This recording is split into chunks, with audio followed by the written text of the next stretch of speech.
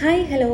U എയിൽ probation ടൈമിൽ resign ചെയ്യുന്നവർ വളരെയധികം സൂക്ഷിക്കുക. ഇത് നിലവിലുള്ള നിയമമാണ്, പക്ഷേ അത് കൂടുതൽ കർശനമാക്കിയിട്ടുണ്ട്. അപ്പോൾ പ്രൊബേഷൻ ടൈമിൽ റിസൈൻ ചെയ്യുന്നവർ എന്തൊക്കെ കാര്യങ്ങൾ അറിഞ്ഞിരിക്കണമെന്ന് ഞാൻ പറഞ്ഞു തരാം.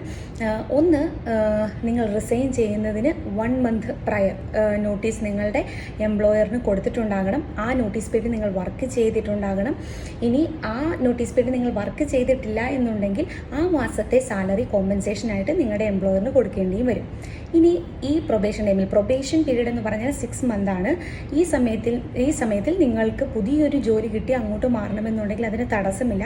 അപ്പം പുതിയ എംപ്ലോയർ ആയിരിക്കും നിലവിലുള്ള എംപ്ലോയറിന് നിങ്ങൾക്ക് എന്തൊക്കെ വിസ കോസ്റ്റ് വന്നോ, അതെല്ലാം medical insurance, work permit related ആയിട്ട് എത്ര കോസ്റ്റ് വന്നോ അതെല്ലാം വഹിക്കേണ്ടി വരുന്നത് പുതിയ എംപ്ലോയർ ആയിരിക്കും. അപ്പോൾ പുതിയ എംപ്ലോയർ അതായത് നിലവിലുള്ള എംപ്ലോയറിന് ആ കോസ്റ്റ് കൊടുക്കേണ്ടി വരും.